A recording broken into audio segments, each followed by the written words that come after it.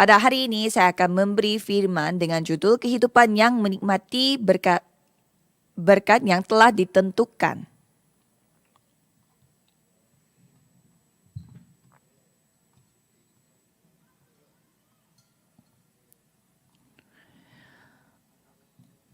Mungkin baru-baru ini jarang sekali orang memakai kata ini, tapi dulu pada zaman dulu di Korea Selatan ada yang namanya tukang yang menukarkan barang bekas. Dan tukang ini disebut sebagai tukang yot, tukang manisan tradisional Korea. Banyak orang pasti tidak paham, khususnya yang muda-muda, karena ini adalah sejarahnya Korea Selatan pada zaman dulu. Mungkin jemaat yang umurnya 50 atas pasti memahaminya. Memang sekarang negara Korea Selatan itu negara yang lumayan maju, sehingga masuk 10 top negara yang maju di seluruh dunia. Tetapi pada tahun 1960 atau 70-an, kita hidupnya begitu miskin.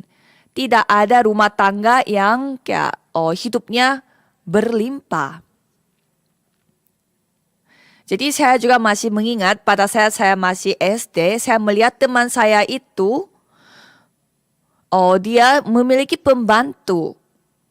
Dan ada saatnya kita makan,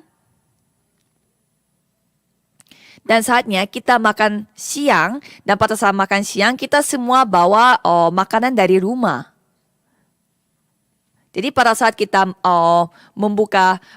jadi pada saat itu negara Korea Selatan itu musimnya sangat dingin, sehingga kita semua harus menghangatkan nasi kita lagi di atas semacam tempat berapi-api untuk menghangatkan kelas. Tetapi teman saya yang kaya ini, setiap jam makan siang, pembantunya yang bawa makan siangnya dia yang baru dibuat. Jadi saya melihatnya sangat iri hati melihat dia. Jadi sama seperti itu, makan nasi saja suatu hal yang susah bagi kami pada saat itu. Apalagi manisan atau snack ciki bagi anak-anak Korea. Tetapi ada satu manisan, maksudnya satu snack yang menjadi snack satu-satunya bagi kami, yaitu bernama yot. Yot ini adalah manisan tradisional Korea. Dan yot ini dimiliki oleh orang-orang, tukang-tukang yang menukarkan barang bekas.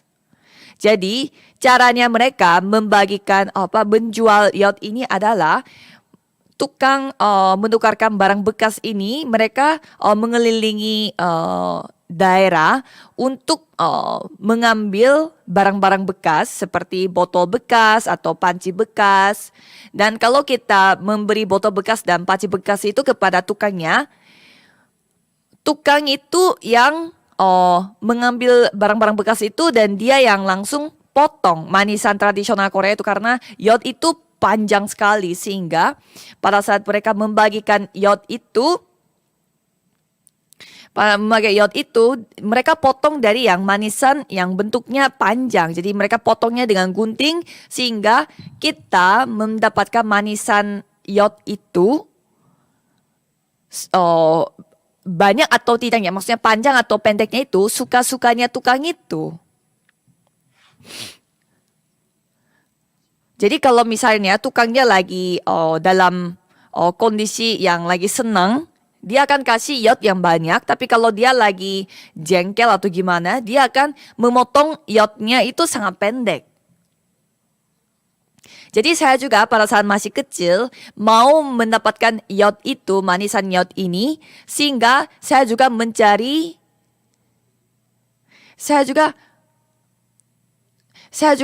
barang-barang bekas dari rumah saya pada saat saya melihat tukangnya. Sehingga saya mencari semacam tungku yang lagi sedikit rusak, tetapi tungku itu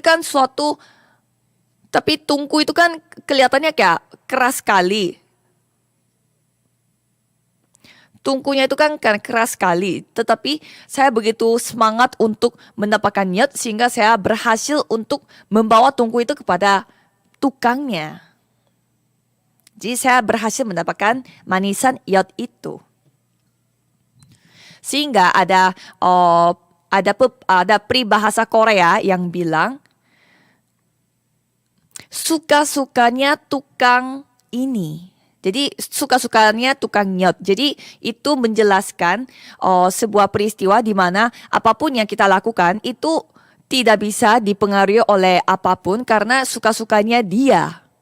Jadi mengapa saya menjelaskan hal ini? Pada saat kita melihat secara rohani, kita harus menyadari bahwa apapun yang kita lakukan itu suka-sukanya Tuhan. Jadi maksudnya bagaimana? Kalau kita hidupnya berpusat pada diri kita, pasti itu akan menjadi menara Babel. Kita berusaha dengan maksud baik, kita melakukan hal yang terbaik dengan tujuan yang baik, tapi itu hanya menurut kita. Tuhan akan melaksanakan itu suka-sukanya Tuhan. Jadi kita harus meyakini hal ini. Jadi jangan hidup berfokus pada diri kita, tetapi harus berfokus pada Tuhan Allah. Karena apa? Karena dunia ini, bumi ini, angkasa ini telah diciptakan oleh Tuhan Allah. Oleh karena itulah suka-sukanya Tuhan Allah. Jadi kalau kita melihat firman hari ini yang diambil dari Roma 11, ini bersifat doktrin predestinasi. Jadi doktrin predestinasi itu apa? Itu menyatakan bahwa semua peristiwa di alam semesta ini telah ditentukan oleh Allah. Jadi, kalau kita melihat predestinasi, di sana mengatakan siapa yang akan diselamatkan oleh Tuhan dan siapa yang tidak akan diselamatkan Tuhan itu sudah ditentukan. Jadi kalau kita memandang hal ini, pernyataan ini dari mata manusia, pasti kita bingung. Kok jahat sekali? Apalagi matanya orang-orang yang tidak percaya. Pasti mereka berpendapat, kok Tuhan Allah tidak adil sekali? Ada orang yang dia kasihi dan ada orang yang ia benci. Kok Tuhan bisa tidak adil dan menjadi bias seperti ini? Sehingga doktrin predestinasi ini sama sekali tidak membantu pada saat kita menginjil. Jadi orang-orang yang sudah percaya kepada Yesus pun mereka bisa salah paham. Bisa salah paham seperti apa? Kalau misalkan semuanya sudah ditentukan oleh Tuhan Allah, untuk apa kita menginjil? Untuk apa kita harus pergi menginjil? Bukannya orang itu sudah berdasarkan dengan predestinasi. Jadi pasti ujung-ujungnya dia akan percaya kepada Tuhan Allah. Jadi sama seperti ini, kalau kita salah menafsirkan doktrin predestinasi ini, bisa saja kita menjalani kehidupan yang sangat bersifat negatif atau sangat bersifat pasif. Tetapi mengapa harus Tuhan mengizinkan orang-orang mencatat tentang predestinasi ini di dalam Alkitab? Mengapa Tuhan membiarkan doktrin predestinasi ini menjadi kebenaran rohani hingga tercatat di Alkitab? Sebenarnya kalau kita memakai tolak ukur manusia untuk menafsirkan Alkitab, tidak mungkin kita mengerti akan Alkitab. Jadi tidak ada kehendak Tuhan sama sekali di dalam Alkitab kalau kita memandangnya dengan penafsiran manusia. Itu hanya terdapat sejarah Israel. Ini seperti buku sejarah kalau kita melihatnya dengan pandangan manusia. Coba kita melihat orang-orang Yahudi, orang-orang Israel. Mereka itu begitu meneliti banyak hal sehingga kalau kita melihat banyak negara-negara maju, orang-orang yang suka mengontrol negara tersebut adalah orang-orang Yahudi. Padahal mereka tidak memiliki negara, tetapi mereka begitu pintar. Dengan jumlah yang sedikit itu, mereka bisa menjadi orang-orang yang penting di berbagai negara.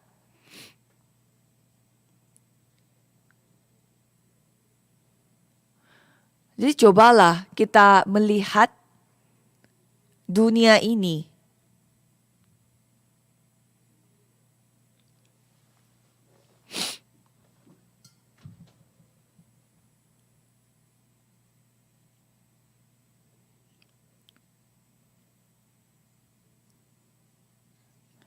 Jadi banyak sekali orang yang percaya secara liberal, jadi doktrin liberalisme,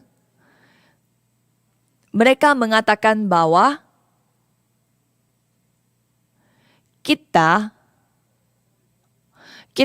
boleh boleh membaca Alkitab tetapi hanya sebagai referensi saja. Jadi kalau kita melihat Alkitab dengan berbagai macam pandangan, bisa saja kita salah menafsirkan seperti ini. Tetapi kita pada hari ini harus melihat Alkitab ini, ayat ini, bukan dengan pandangan dunia, bukan dengan tolak ukur dunia, tetapi dengan kehendak Tuhan. Jadi artinya apa? Masa depan kita telah dijamin secara sempurna oleh Tuhan Allah. Jadi kita tidak boleh terpengaruh oleh lingkungan dan kondisi dan situasi, tetapi kita hanya memegang firman Tuhan yang merupakan kebenaran mutlak. Dan menikmati kehidupan beriman kita ini. Subjudul pertama adalah anak-anak perjanjian.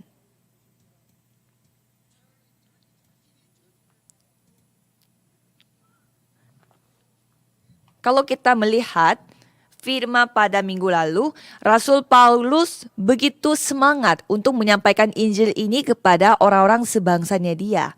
Sampai ia tidak apa-apa kalau dia itu terkutuk atau terputus dari Kristus hanya demi mempertemukan orang-orang sebangsanya dia itu bertemu dengan Tuhan Allah.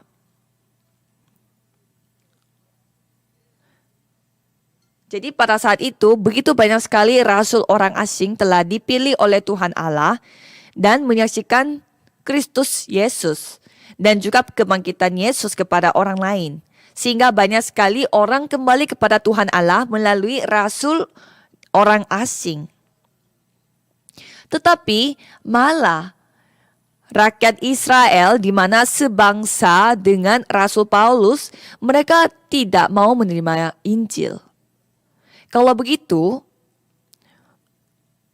banyak sekali orang yang mungkin bertanya, kalau begitu, rakyat Israel saja menolak Tuhan Allah. Kalau gitu, janjinya Tuhan Allah akan kepada Abraham bahwa aku akan memberi keturunan keturunan kepadamu itu bukannya ditiadakan. Dan Rasul Paulus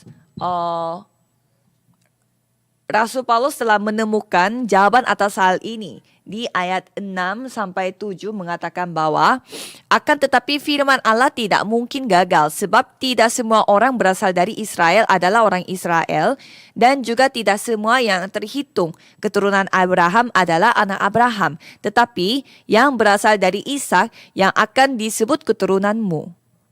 Artinya bukan anak-anak menurut daging adalah anak-anak Allah, tetapi anak-anak perjanjian yang disebut keturunan yang benar. Amin.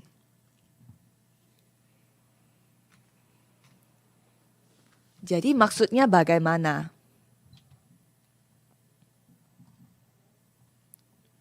Jadi di sini anak dari perjanjian Tuhan Allah itu bukan anak secara jasmani, tetapi anak secara rohani.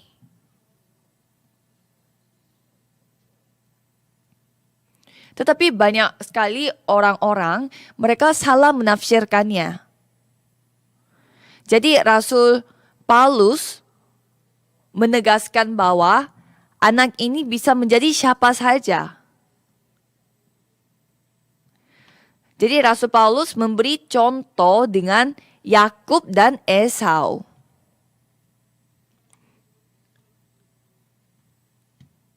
Jadi Rasul Paulus menjelaskan Yakub dan Esau itu dari ibu yang sama. Dan mereka telah dilahirkan dari orang tua yang sama dan kandungan yang sama. Tetapi Tuhan memilih Yakub. Dan ia membuang Esau. Terus itu maksudnya bagaimana? Jadi saudara bisa menemukan juga ini sama contohnya dengan Tuhan memilih Ishak dan telah tidak memilih Ismail. Jadi bukannya karena Ishak itu dari ibu yang telah ditentukan oleh Tuhan dan Ismail itu tidak ditentukan oleh Tuhan Allah? Bukan. Coba kita melihat ayat 10. Tetapi bukan hanya itu saja. Lebih terang lagi ialah Ribka yang mengandung dari satu orang, dari Ishak, bapa leluhur kita. Sebab waktu anak-anak itu belum dilahirkan dan belum melakukan yang baik atau yang jahat, supaya rencana Allah tentang pemilihannya diteguhkan, bukan berdasarkan perbuatan tetapi berdasarkan panggilannya. Dikatakan kepada Ribka, anak yang tua akan menjadi hamba anak yang muda. Seperti yang ada tertulis, aku mengasihi Yakub tetapi membenci Esau. Jadi apa kesimpulan yang telah diambil dari Rasul Paulus? Sebelum dilahirkan sudah ditentukan. Tuhan memilih Yakub, Tuhan tidak memilih Esau. Jadi sudah ada kehendak Tuhan yang telah ditentukan, bukan karena melalui perbuatan atau hidupnya dia baik atau buruk. Tidak peduli dengan hal itu, tidak ada hubungannya dengan baik dan buruk. Sifatnya baik dan buruk atau karakter baik dan buruk tidak ada. Tetapi Tuhan sudah tentukan sebelum kita dilahirkan.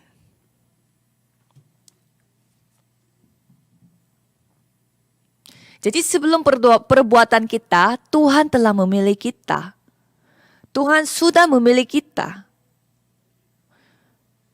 Kalau kita melihat Efesus 1 ayat 3 sampai 5, di sana menjelaskan begitu detail. Coba kita lihat ayat 3 mengatakan, terpujilah Allah dan Bapa Tuhan kita Yesus Kristus yang dalam Kristus telah mengaruniakan kepada kita segala berkat rohani di dalam sorga.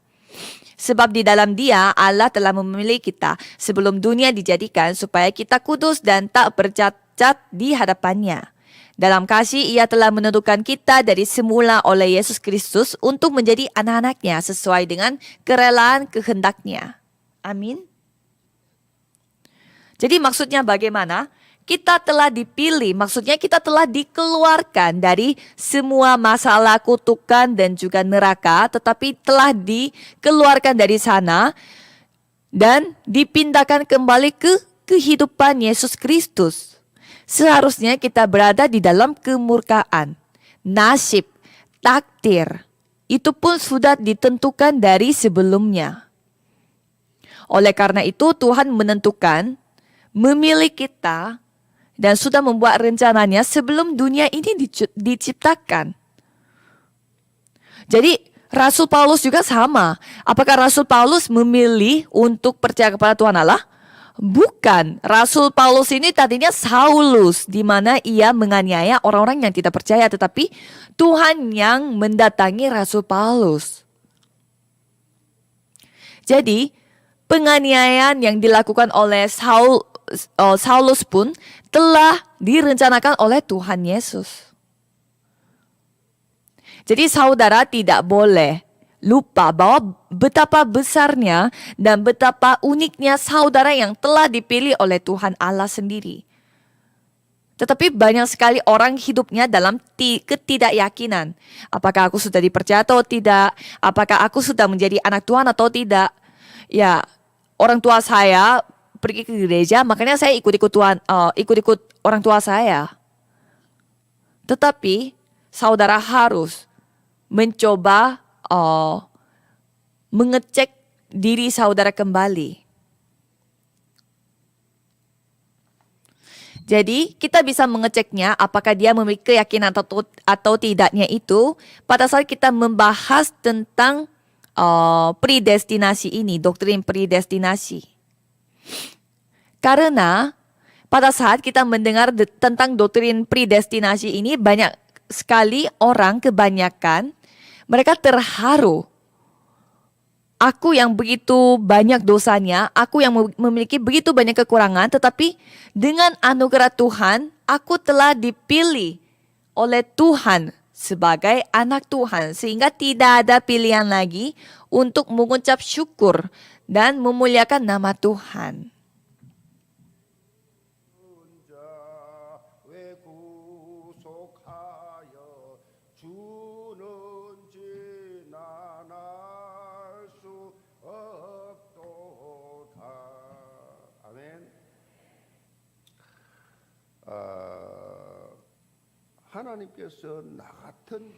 Jadi sama seperti pujian Kidung Jemaat yang mengatakan bahwa aku tidak tahu mengapa Tuhan telah menyelamatkan aku padahal aku adalah orang berdosa. Apa yang telah dikatakan dari 1 Korintus 15 ayat 10. Tetapi karena kasih karunia Allah, aku adalah sebagaimana aku ada sekarang. Dan kasih karunia yang dianugerahkannya kepadaku tidak sia-sia. Sebaliknya, aku telah bekerja lebih keras daripada mereka semua. Tetapi bukannya aku, melainkan kasih karunia Allah yang menyertai aku. Amin. Jadi orang-orang yang tidak memiliki tidak dipilih kalau misalkan Tuhan kalau kita menjelaskan tentang predestinasi ini kepada orang yang tidak ada di dalam rencana keselamatan, pasti banyak orang tidak terima kenapa Tuhan Allah itu begitu tidak adil. Jadi pada saat saya menginjil, saya kadang kadang saya menganggap predestinasi ini adalah tolak ukur apakah orang itu benar-benar orang yang dikirim oleh Tuhan atau tidak. Karena orang-orang yang kebanyakan yang tidak percaya kepada Tuhan Allah dan tidak direncanakan oleh Tuhan, mereka suka marah. Karena mereka bilang Tuhan itu tidak adil kalau kita memakai doktrin predestinasi.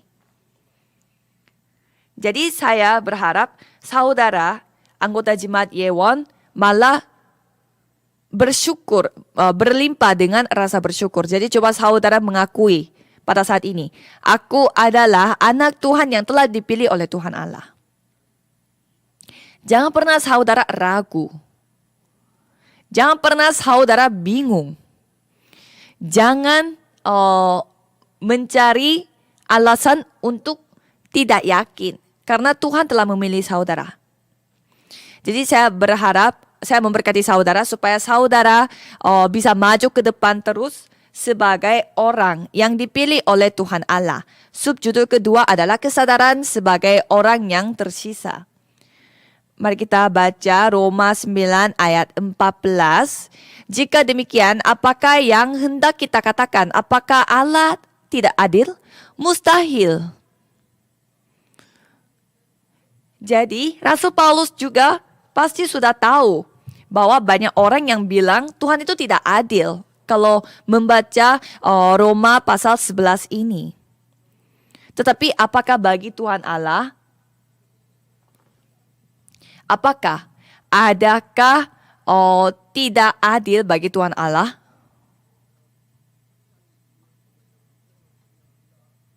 Tidak ada. Kalau gitu Rasul Paulus menjelaskannya itu dari ayat 20. Siapakah kamu, hai manusia? Maka kamu membantah Allah. Dapatkah yang dibentuk berkata kepada yang membentuknya, mengapakah engkau membentuk aku demikian? Apakah tukang periuk tidak mempunyai hak atas tanah iliatnya untuk membuat dari gumpal yang sama suatu benda untuk dipakai guna tujuan yang mulia dan suatu benda lain untuk dipakai guna tujuan yang biasa?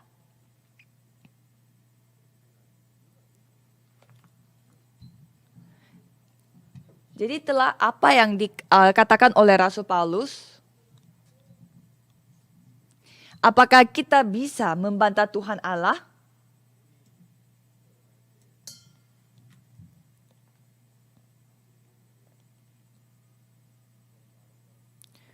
Ya, walaupun pada saat kita lahir di dunia ini dengan berbagai macam kekurangan, jadi walaupun dia memiliki kekurangan, mungkin dari penampilannya atau dari kemampuannya, tetapi kalau misalkan orang itu hidupnya dengan kepercayaan bahwa pasti ada alasan kenapa Tuhan kenapa Tuhan mengizinkan saya tuh dilahir seperti ini. Kalau itu pasti orang ini hidupnya penuh dengan sukacita. Tetapi begitu banyak orang bisa bersungut-sungut.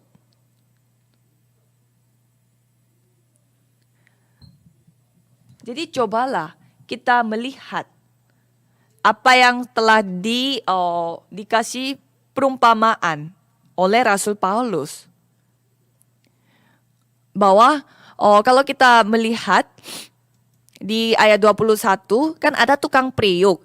Jadi kalau kita melihat tukang periuk di dunia saja, mereka itu begitu semangat membuat periuknya, tetapi pada periuknya dari gumpalan tanah liat, tetapi kadang mereka suka menghancurkan periuknya yang kelihatannya oke sekali karena menurut mereka katanya tidak bagus. Jadi maksudnya kita sebagai orang yang bukan tukang periuk, apakah kita bisa komplain kepada tukang periuk? Kenapa Anda menghancurkan periuk itu padahal periuk itu bagus? Ya tidak bisa karena itu suka-sukanya tukang periuk. Jadi siapa yang tukang periuk kita? Yaitu Tuhan Allah. Siapa yang menciptakan kita? Tuhan Allah. Kita adalah ciptaannya, kita adalah periuknya. Sehingga tidak ada hak untuk bersungut-sungut kepada Tuhan Allah. Ini suka-sukanya Tuhan. Kalau kita melihat ayat 27, dan Yesaya bersuruh tentang Israel, sekalipun jumlah anak Israel seperti pasir di laut, namun hanya sisanya akan diselamatkan. Sebab apa yang telah difirmankannya akan dilakukan Tuhan di atas bumi sempurna dan segera. Dan seperti yang dikatakan Yesaya sebelumnya, seandainya Tuhan semesta alam tidak meninggalkan pada kita keturunan, kita sudah menjadi seperti Sodom dan sama seperti Gomora, keselamatan bangsa-bangsa lain dan kesesatan orang Israel. Jadi di sini menjelaskan tentang apa? Yaitu betapa pentingnya orang yang tersisa. Jadi maksudnya bagaimana? Rasul Paulus mengatakan walaupun rakyat Israel itu begitu banyak jumlahnya seperti pasir di laut, tetapi bukan semua orang itu yang diselamatkan, tetapi hanya orang tersisa saja yang akan diselamatkan. Jadi pada saat semua orang tidak percaya kepada Tuhan Allah, pada saat orang tidak percaya kepada firman Tuhan, pasti ada beberapa orang yang tersisa yang akan percaya kepada Tuhan Allah. Jadi siapa yang minoritas itu? Kita menyebutnya dengan orang tersisa. Dalam bahasa Inggris, remnant.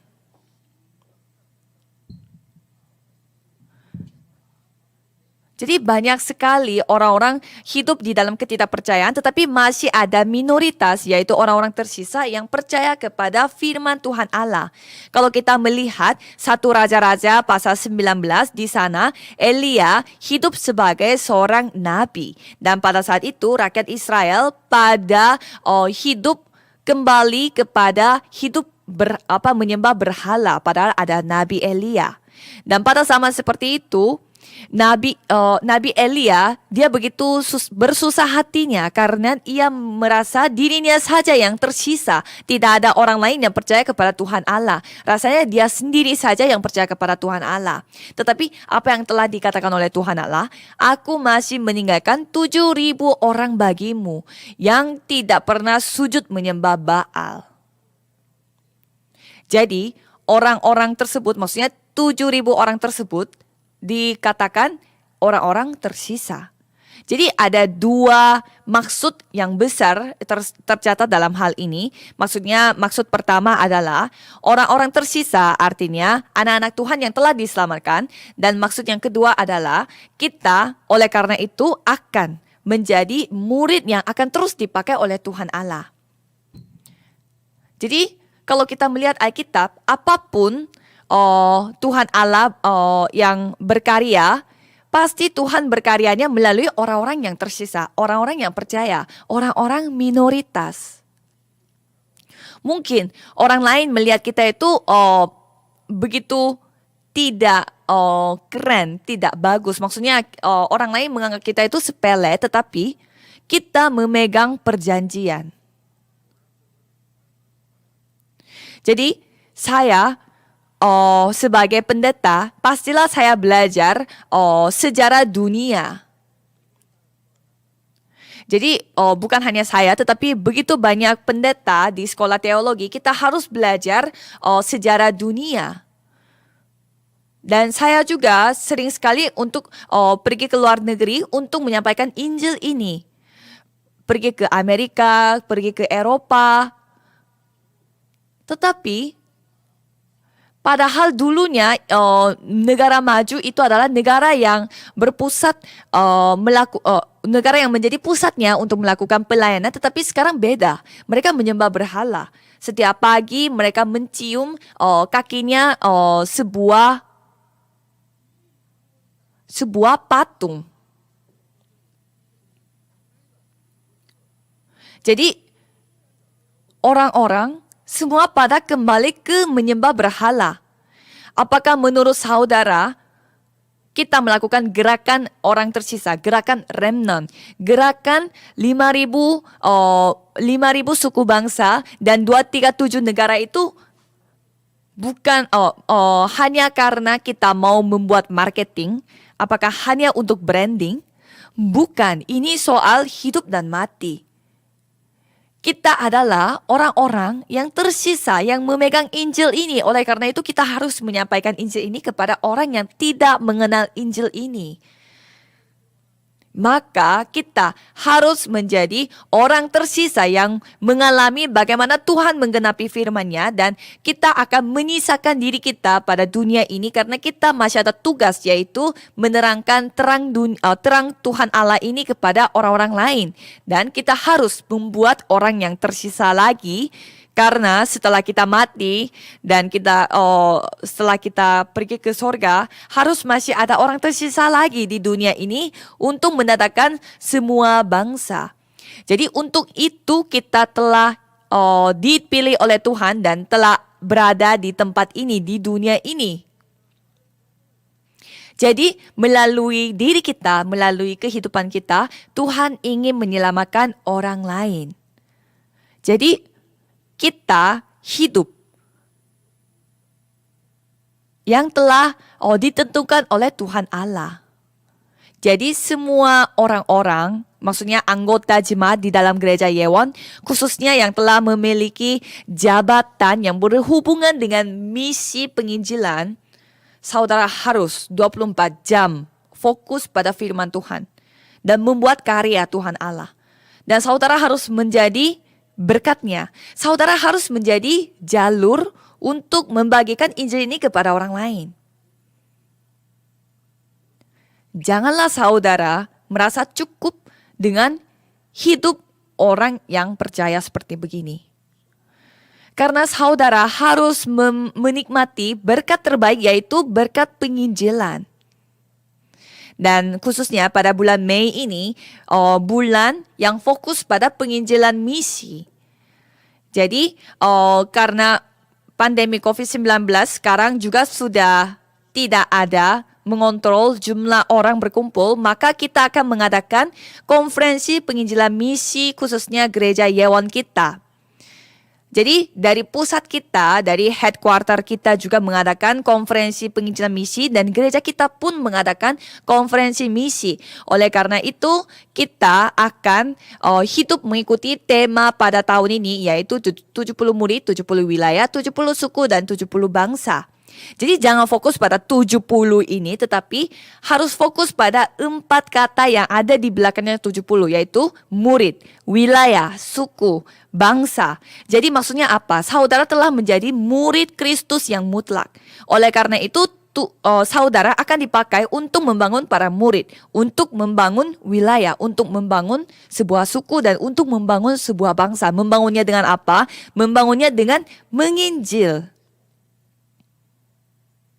Jadi, saudara harus fokusnya pada hal ini, penginjilan misi ini. Kalau sekali saudara bingung dengan keberadaan saudara, ya pasti saudara akan diblokir.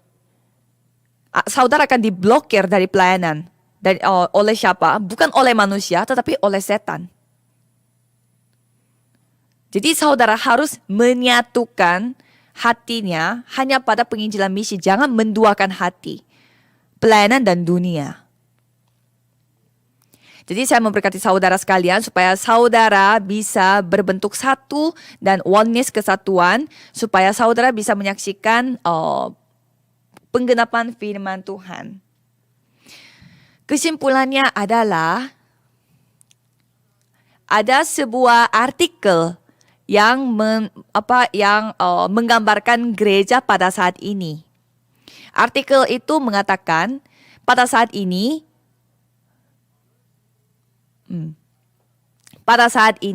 masalah gereja dan masalah anggota jemaat itu mereka itu mengasihi Tuhan Allah tetapi mereka tidak mengasihi orang yang dikasihi Tuhan. Jadi maksudnya bagaimana?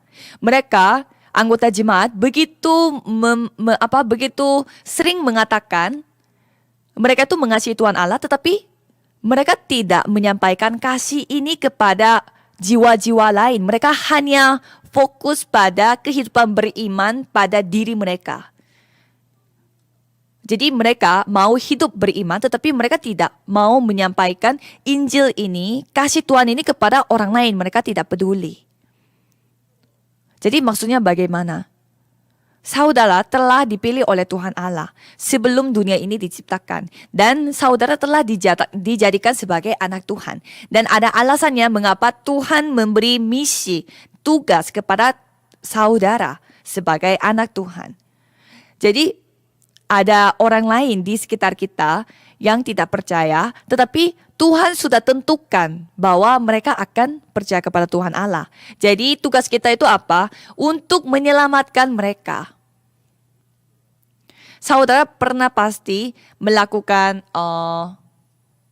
permainan seperti mencari hadiah yang tersembunyi?